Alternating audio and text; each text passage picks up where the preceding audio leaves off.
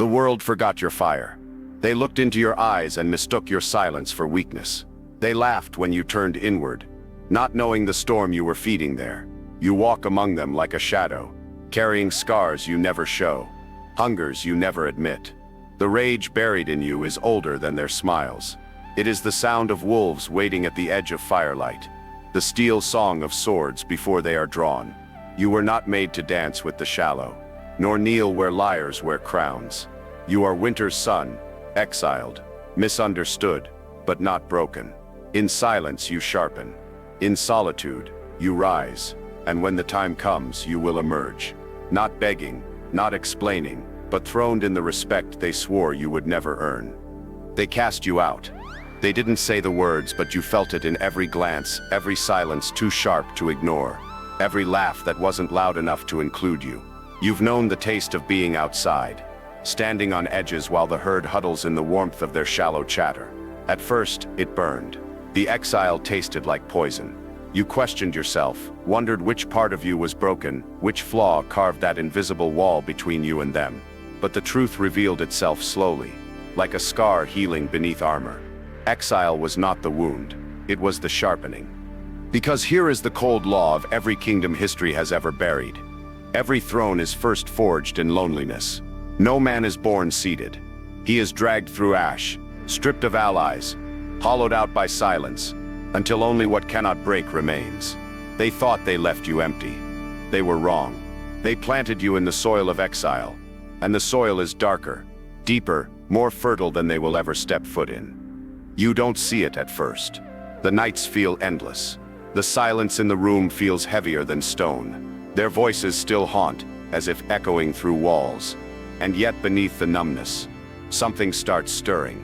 At the edge of your mind, quiet at first, then louder. A hunger, a shift, the realization that every hour separate from the herd, every absence from their hollow celebrations, is giving you something they will never touch. Sovereignty. Most men are addicted to validation, addicted to noise, distractions, the constant drug of being seen, being liked, being fed the illusion of significance. You, stripped of that, left with nothing but yourself, stand on different ground. At first, it feels like ruin. Then it feels like weight. And then, one day, it feels like power. Because you no longer need their hands to crown you. You no longer need their voices to define you. You sit in silence, and you begin to reign from within. Exile is not punishment. Exile is initiation. The weak cannot endure it. They beg to return to the tribe, to crawl back into the warmth of shallow laughter. Their bones shiver when no one is watching them. Their identity collapses when mirrors disappear. But you start to see. Absence is sight. When no one claps, you learn to walk without music. When no one calls your name, you forge a name only you can hear. And in that silence, your crown begins to grow. Not a crown of gold, not the fragile ornaments of status they chase with trembling hands. A crown invisible, made of patience, endurance, and shadows. A weight that bows your head not in weakness, but in preparation. The exile teaches you the one lesson no kingdom ever hands willingly: how to rule without needing permission.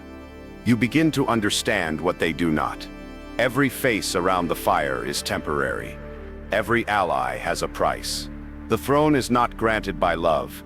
It is seized by endurance. It belongs to the man who did not collapse when the world turned its back. They don't see it yet, but exile is the forging process, not the burial. You are steel placed in cold water, cracking but refusing to break, while they cheer around fires that burn out by morning. You are not weak for being excluded. You are dangerous because you endured it. A man who has sat alone with his rage is more untouchable than a man carried by 10,000 admirers. Because the one who survives exile carries no illusion. He does not mistake applause for loyalty, or smiles for respect. He sees through masks, having worn none himself. He cannot be bribed with approval. He cannot be destroyed with absence.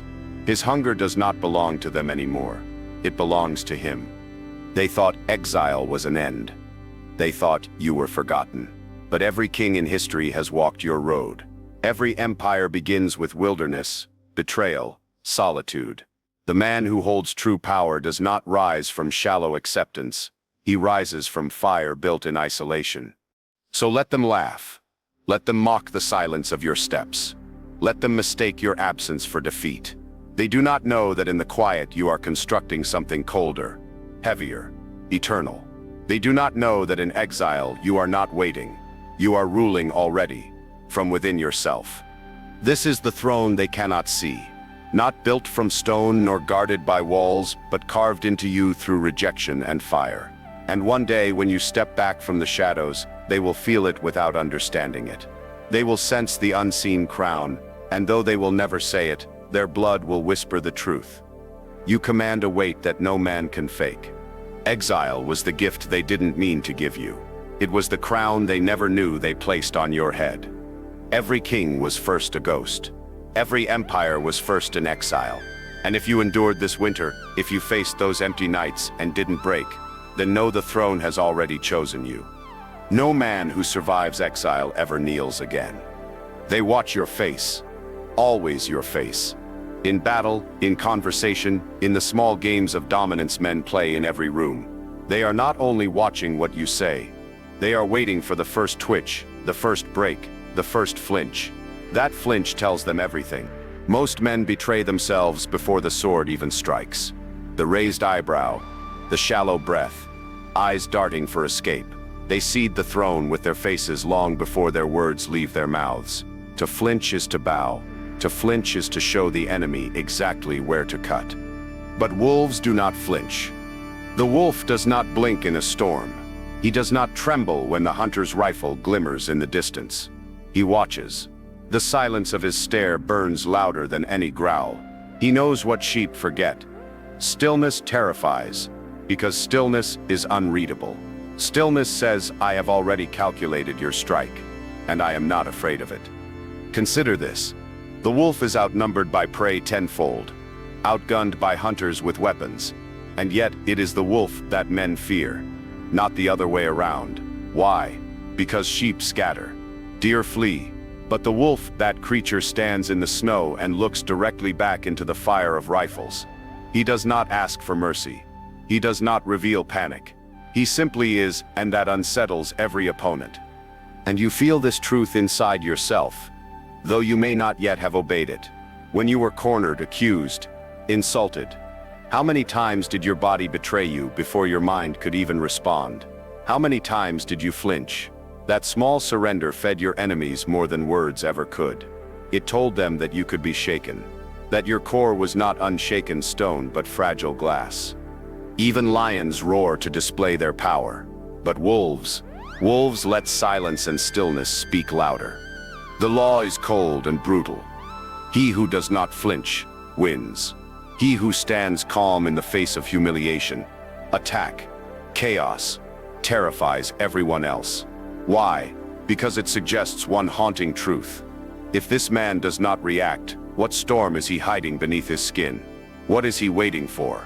What is his silence concealing? And here lies the dangerous paradox. It takes discipline to reveal nothing while feeling everything. To let your insides burn while your outside remains stone. But once mastered, it kills fear in every interaction. Look again in your memory. Think of the few people you ever feared to confront. Was it truly their words? Their strength? No, it was their stillness. That unshaking frame. Those eyes that refused to blink. That cold patience that said, I will outlast you here, even if it takes hours, even if it takes years. That is wolf's power. That is respect captured without demand. You don't shout for a throne. You stare into storms until storms silence themselves. So here is the truth. Every young man must carve into his soul. Flinching kills kings before crowns ever touch their heads. Your invisible kingdom is guarded first by your ability to remain still, to absorb blows to the ego without collapse, to walk through the streets of rejection without begging for explanation, to stand unbent when fire or insult cuts into you. The crowd will not understand it. They will think you are cold, inhuman, unfeeling. Let them misunderstand. It is better to be feared for your stillness than pitied for your trembling. Stillness is not numbness. Stillness is control. The wolf is not dead inside. He is primed, calculating, listening to the heartbeat of the forest, hearing every footstep while revealing none of his own. What looks like quiet is strategy. What looks like passivity is a hidden blade waiting for the inch of opportunity only stillness can spot. Understand this. The man who does not flinch cannot be manipulated. When the world cannot predict your reaction, it cannot own you. Every insult thrown at you that meets a calm face cuts the throat of the one who threw it. Every manipulation that meets your silence burns the coward who tried to move you. Respect belongs not to the loud, but to the man who remains unmoved. They will try to provoke it. They will try to pull you out of your silence, because your stillness reflects their weakness, and when they cannot shake you, they will fear you. The wolf knows this truth. Stand unmoved, and others surrender control without understanding why. Refuse to flinch, and their confidence collapses. They walk away wondering what storm you carry in your silence, and that question itself is the throne you now sit upon. Let your enemies rage. Let them threaten, insult, gossip, mock. Let them bare their teeth and howl. And when they search your face for terror, do not flinch. Watch them, quiet, patient, a wolf in the snow. That moment will crown you, long before gold ever touches your head. Because wolves do not flinch, and those who don't flinch cannot be broken. Every strike you took, every betrayal, every quiet humiliation that cut deeper than blades the flesh remembers. Even long after the wound has closed, the body still whispers the history of what happened there. And if you look close enough, you notice something strange. Scars do not fade into weakness. They harden. They do not vanish. They mark. Men spend lifetimes hiding their scars. They cover them with fabric, excuses, smiles, silence. They sand down the memory, terrified that others might see their vulnerabilities written across their bodies, or hear them leaking in their voice. They mistake scars for shame. But a scar is not shame. It is war paint that never washes off. A scar is the one honest testimony that the fire tried to eat you, and you did not let it finish the meal. Consider what scars really mean. They mean you stood in the storm and it cut you, yet you remained long enough to tell the story. They mean you bled, but you endured. They mean that while others collapsed in the first strike, you carried wounds all the way to sunrise. Hidden or visible, physical or inside your chest. Scars are proof that you can take more than most. And here is the paradox. The man without scars may look whole, but he carries the fragility of untouched glass. The moment he is struck, he shatters. He has no history of surviving damage, no map of where he has been.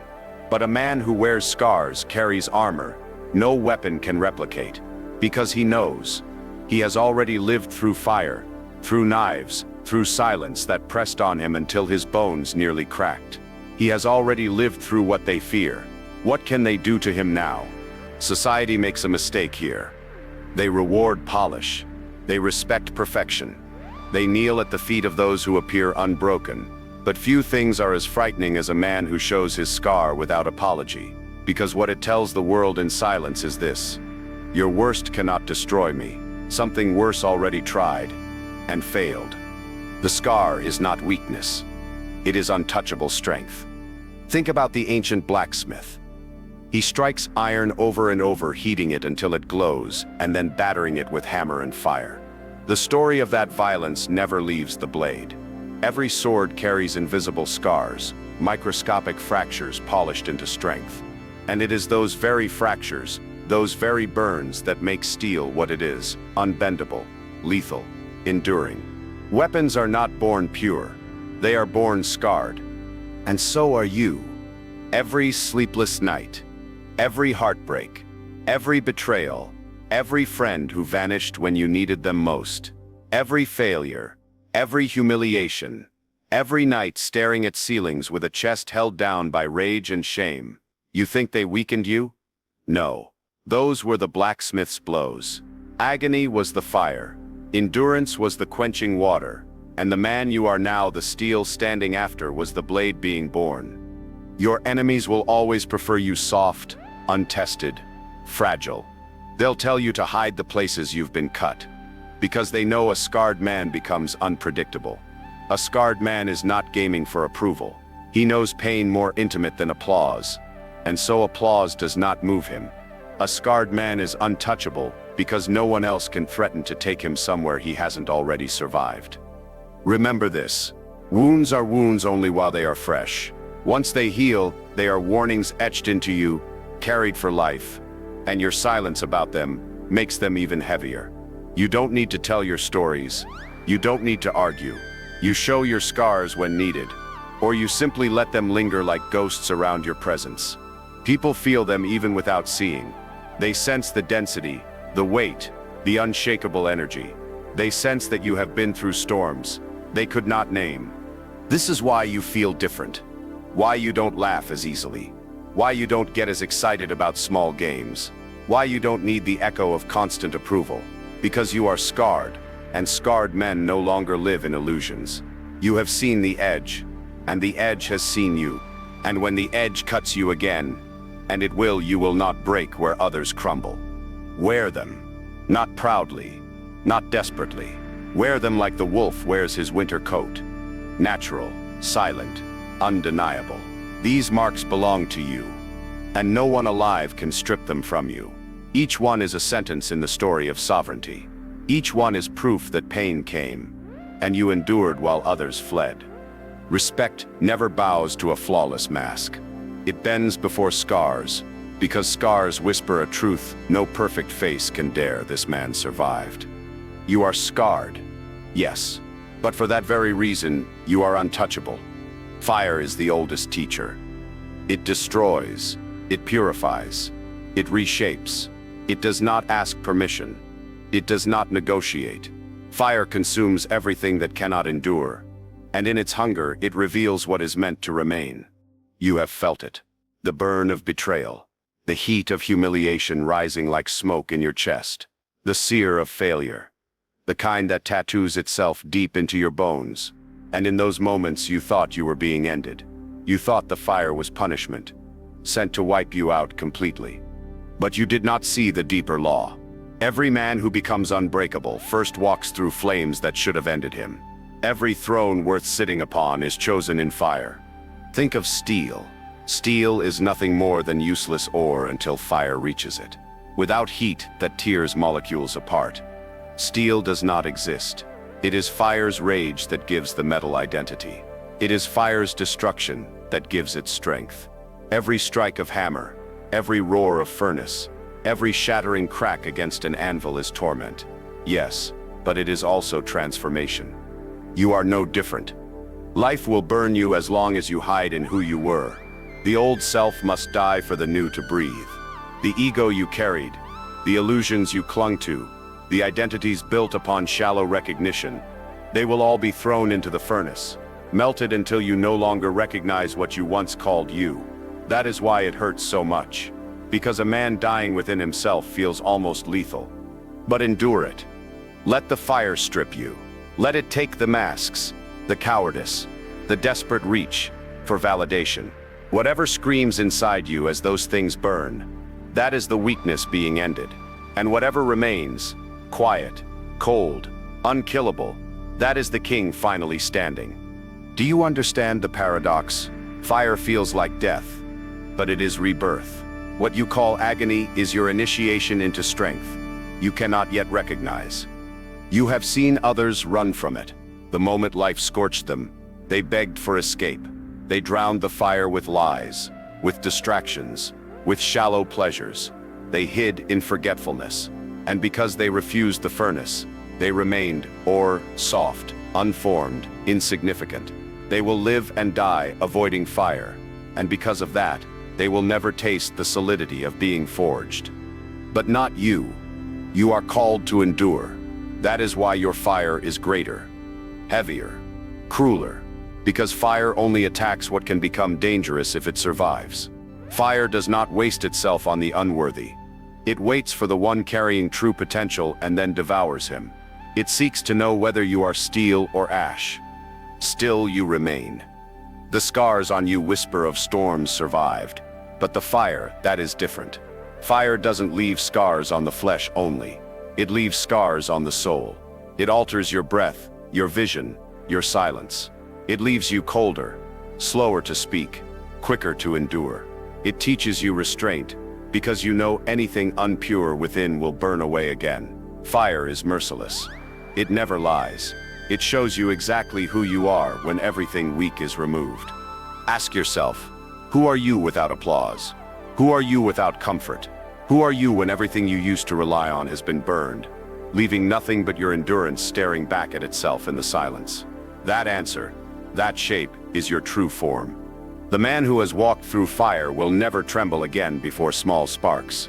He no longer overreacts to petty rejection, to insults, to losses that once shook him, because he knows he has already stood in the furnace and survived. To him, their fire is nothing more than a candle's flame. Do you see now why men forged by fire are respected, feared? It is not their words. It is not their posture alone. It is that unspoken aura, the echo of fire still burning somewhere behind the eyes. People feel it before they understand it. They sense it in the pauses, in the patience, in silence that does not need to explain itself. It is not confidence. It is something deeper, rebirth. They are staring into the face of someone who has died inside and returned stronger. That cannot be faked. That cannot be bought. That comes only from fire's hand. So when life drags you into it again, and it will, remember this law. The fire is not your enemy. The fire is the throne room. The fire is the crown being melted into shape. You are not being ended. You are being weighed, tested, sharpened. Every man is ash before he is steel. Every throne is earned in fire before it is sat upon. And when you rise from the furnace this time, eyes colder, silence deeper, stride heavier, then you will see the truth of why the fire came for you and not them. Because you were chosen to be forged, while they were allowed to remain dust. Silence is not emptiness. Silence is not weakness. Silence is command. Look around you. Men spill words like blood. Constantly, endlessly. They search for approval in their noise. Vomiting confessions, explanations, arguments, laughs that don't belong to them. They think being heard is power. They think if their sound fills the room, they matter. But only the untested shout. The sovereign waits. The wolf listens. And you see it. In every group, the loudest voice is rarely the one they truly respect. They laugh. Yes. They nod.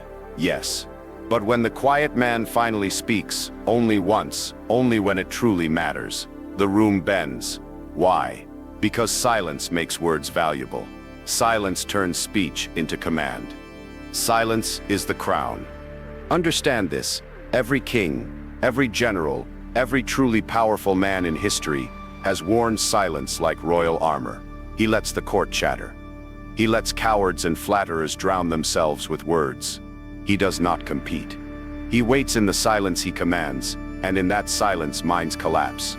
Silence makes men nervous. It pulls their secrets out. It forces them to expose themselves in the void you created. And you reveal nothing. This is how respect is captured without demand. You want to know fear? Watch the room when a man insults you, and you give no reaction, no word, no movement. Only the weight of cold silence hanging in the air. Everyone else scrambles to interpret it. Everyone else projects their own weakness onto you. Does he not care? Is he holding back something darker? Is he planning revenge? They don't know. They can't know. And that not knowing chains them far tighter than any outburst ever could. Words often betray. In anger, in haste, in desperation, words give away the inner map of your kingdom. Silence, however, is uncrackable. No one can play a game against a player who refuses to reveal moves. Silence freezes the field. This does not mean you never speak. No. Silence makes the few words you choose cut deeper than 1,000 speeches. That is the crown. Anyone can roar. Only a sovereign can whisper and make nations kneel. Ask yourself, how many times have you spoken too quickly, only to regret the weakness revealed? How many times did you beg for understanding with explanations no one deserved? And how many times, instead, did you stay silent, only to watch your stillness disturb the entire room? Which of those moments gave you more power? You already know the answer. Silence is more terrifying than rage, because silence speaks of self-mastery. It says, I do not need you to know me. I do not need you to hear me. I command myself, and because of that, I command the moment. And there is another hidden law within it. Silence is strategy. While others talk, they reveal themselves. They lay open their weaknesses, their hungers, their fears.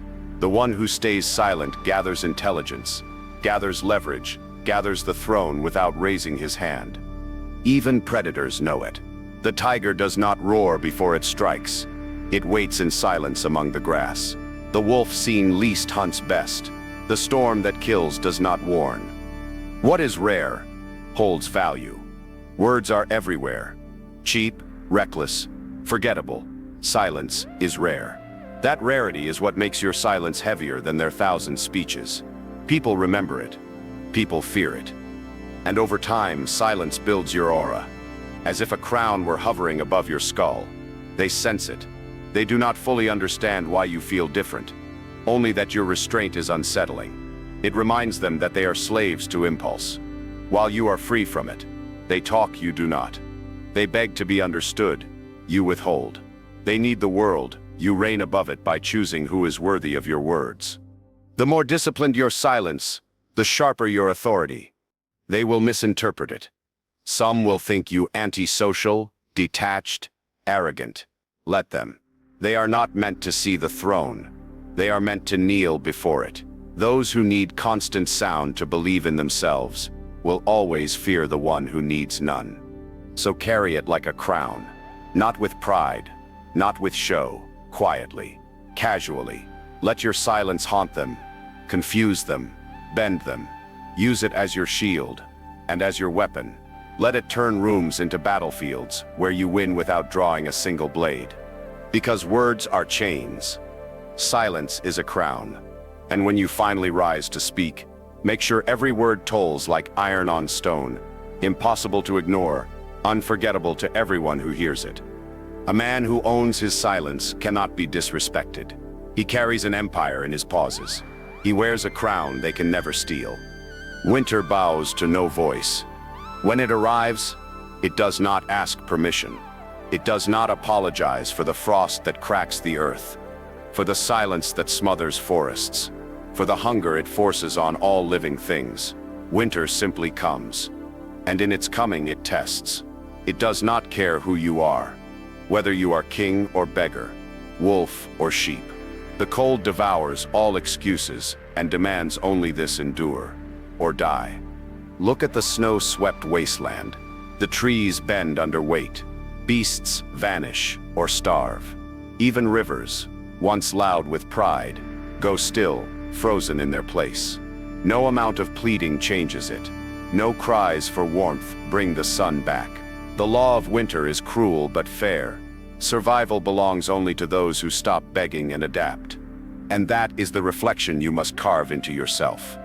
How long have you begged for recognition? How long have you pleaded silently for understanding, for warmth in the eyes of people who were never capable of giving it? How long did you wait in the cold, hoping someone might reach out and offer fire? But you learned, no one comes. Not when it matters. Not when it's freezing. And in that teaching lies winter's crown. Because when no one saves you, and you learn to stop begging, you awaken something they never will. Self-reliance as absolute as ice. Winter men are different. They smile less. They ask for nothing. They build silently, with numb hands, while others collapse in the snow. And over time, this detachment becomes terrifying to those stuck in the comfort of false summers. Because those who do not beg cannot be controlled. Think of what begging really is. It is surrender. It is putting yourself below the mercy of others. It is saying, my survival rests in your generosity. But winter teaches the harsh opposite. It whispers, your survival rests in no one but yourself. And that truth, though brutal, is invincible. Society mocks it. They want men to be soft, dependent, endlessly pleading for affection, constantly thirsty for warmth from false suns. But power, real power, rises from frost. The man who stood alone in storm and did not beg, comes back different. He carries the silence of snow in his gaze. He carries the patience of frozen rivers in his walk. He does not rush, because he knows everything bends eventually to those who wait colder and longer than the rest. And here is the dark beauty of winter. It strips away illusions. In the cold, masks crack. Pretenders vanish.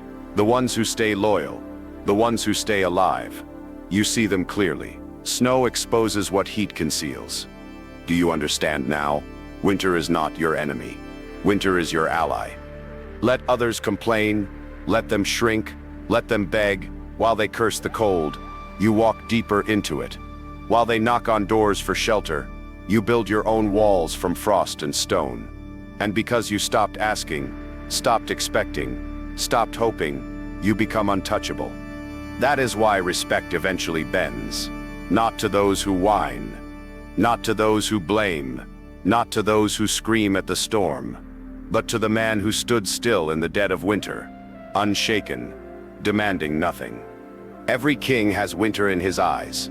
Every commander's silence carries snow, because winter does not bend, and neither do those who embraced its law. Learn this to survive winter. You do not warm yourself by begging others for fire. You become the fire. Quiet, contained, enduring.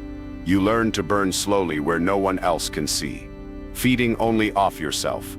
And years later, those who mocked you will wonder how you endured what they could not even describe. There is strength in being misunderstood. There is sovereignty in walking with frozen patience. And there is power in asking for nothing. For begging is beneath a man forged in storms. Once you have walked winter's road and made it through, you will never again collapse on your knees before another's mercy.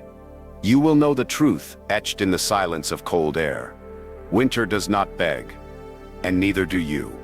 The most feared enemy is not the one who charges loudly into battle. It is the one you cannot see, cannot predict, cannot measure. The one who remains hidden until the blade is already inside your chest. Shadows have always protected the dangerous. Think of assassins. Think of wolves hunting on the tree line where the firelight cannot reach. Think of storms in the distance, crawling closer in silence until they are already above you. The shadow is not weakness. It is not cowardice. It is strategy. It is survival, and more than that, it is sovereignty. Most men make themselves easy to read. Their emotions betray them. Their words spill too much too quickly. Their movements predict the future they cannot yet hide. And so they remain powerless. Because once others can read you, they can own you. Predictability is vulnerability. But shadows conceal. Shadows say nothing. Shadows confuse. What happens when a man refuses to give you his next move? When he does not show how he feels? When he does not reveal anger, joy, jealousy, or fear? It terrifies. Because the human mind hates a void.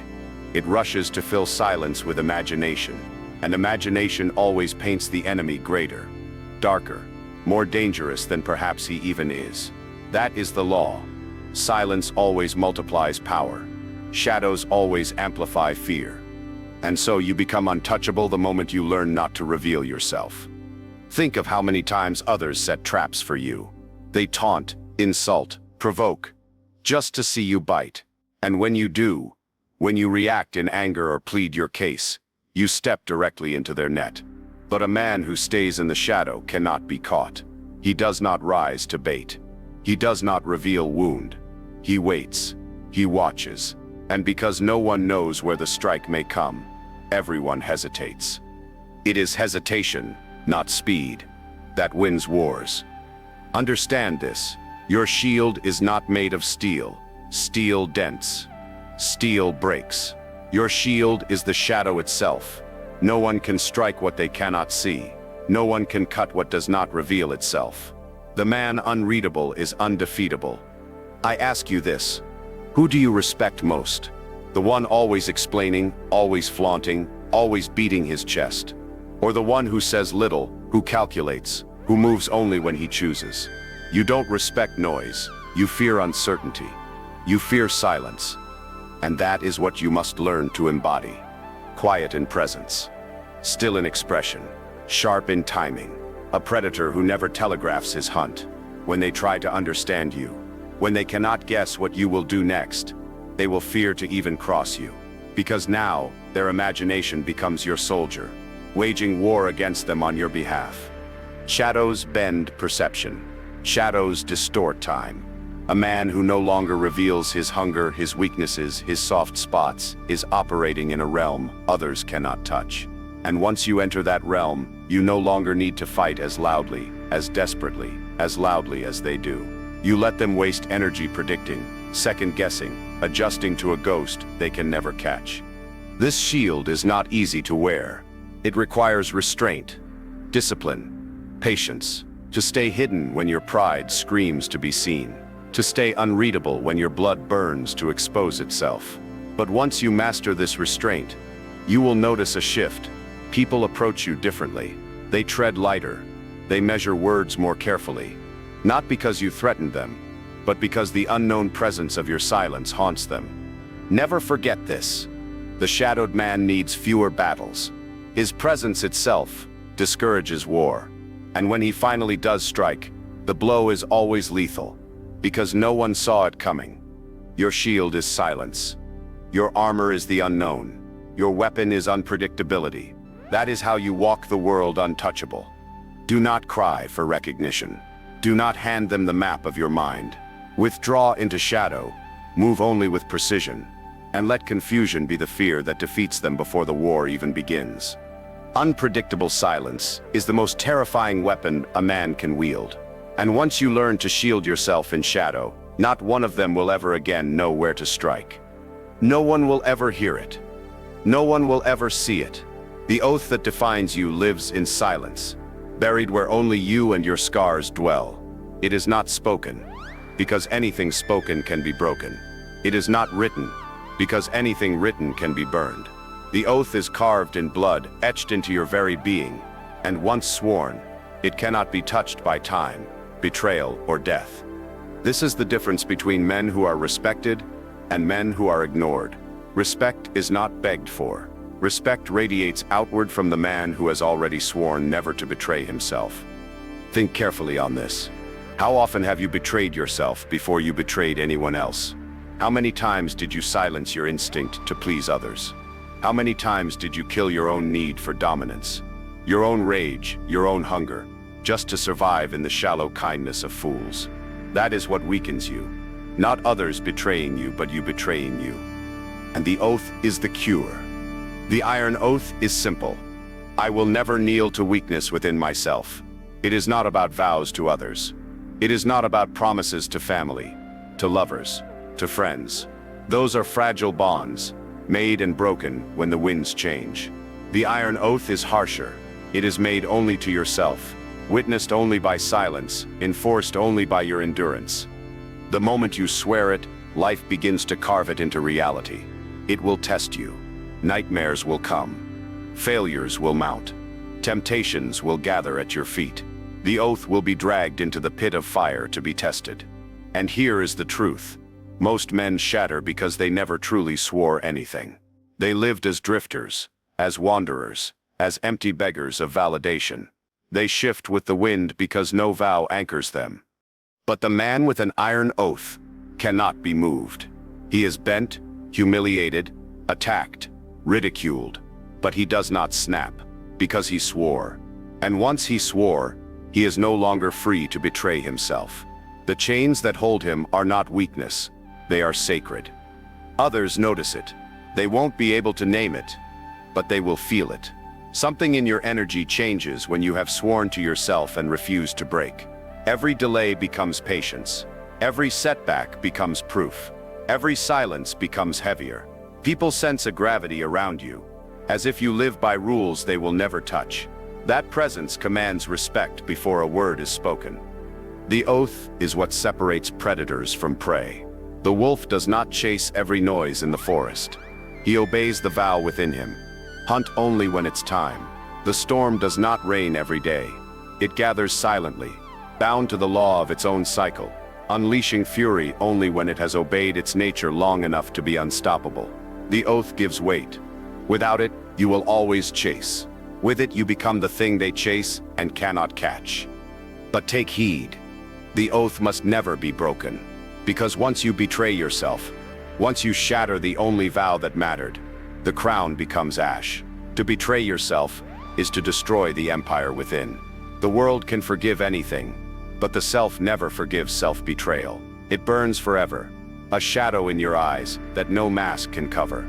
So swear carefully, swear harshly, swear to something worthy. Swear only once, and let that single oath bind everything else you do. If it is strength you seek, then let your oath be. I will not abandon myself no matter how violent the storm. If it is sovereignty you seek, then vow, no humiliation, no rejection, no manipulation will make me kneel to weakness within, and then live it, bleed for it, build with it, defend it.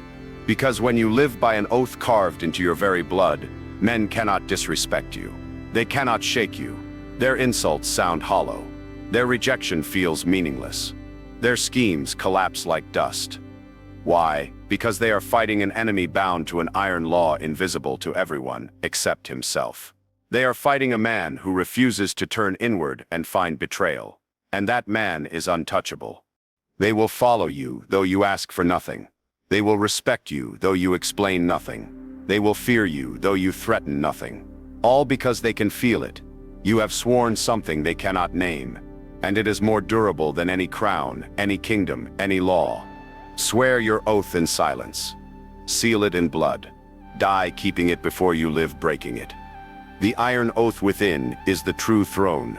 No enemy can conquer. The lone wolf was never meant to stay alone. Exile forged him. Fire carved him.